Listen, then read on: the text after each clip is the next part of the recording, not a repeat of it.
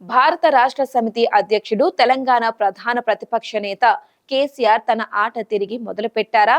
ఇప్పుడిది hot topic. 2023లో జరిగిన Telangana assembly ఎన్నికల్లో BRS ఓడిపోయిన తరువాత కేసీఆర్ పెద్దగా బయటికే రావడం లేదు.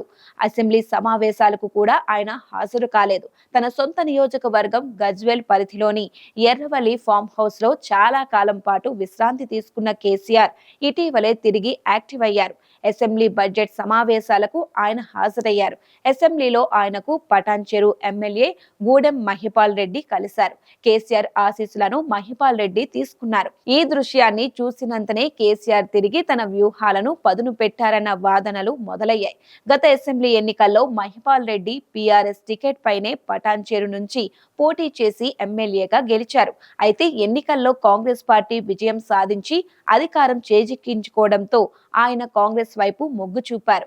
మహిపాల్ రెడ్డితో పాటు మరో 9 మంది బీఆర్ఎస్ ఎమ్మెల్యేలు కూడా బీఆర్ఎస్ ను వీడి కాంగ్రెస్ గూటికి చేరారు.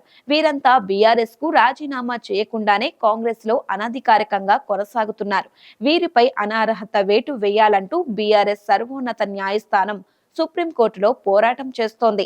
ఇలాంటి పరిస్థితుల నేపథ్యంలో మహిపాల్ రెడ్డి అసెంబ్లీలో కేసీఆర్ ను కలవడం ప్రాధాన్యం సంతరించుకుంది. మహిపాల్ రెడ్డికి ఆది నుంచి కాంగ్రెస్ తో అనుబంధం ఉన్న సంగతి తెలిసిందే. అయితే పటాన్చెరు కాంగ్రెస్ లో ఇప్పుడు మూడు ముక్కలాట పరిస్థితి మారిపోయింది. ఎమ్మెల్యే మహిపాల్ రెడ్డితో పాటు మరో 2 నేతలు పార్టీలో కీలక నేతలుగా వ్యవహరిస్తున్నారు. ఈ క్రమంలో ఇటీవలే తన అనుచరులతో జరిగిన ఓ సమావేశంలో కాంగ్రెస్ పార్టీపై మహిపాల్ రెడ్డి ఘాటు వ్యాఖ్యలు చేశారు. ఈ వ్యాఖ్యలు అధిష్టానం చెవిన కూడా పడ్డాయి.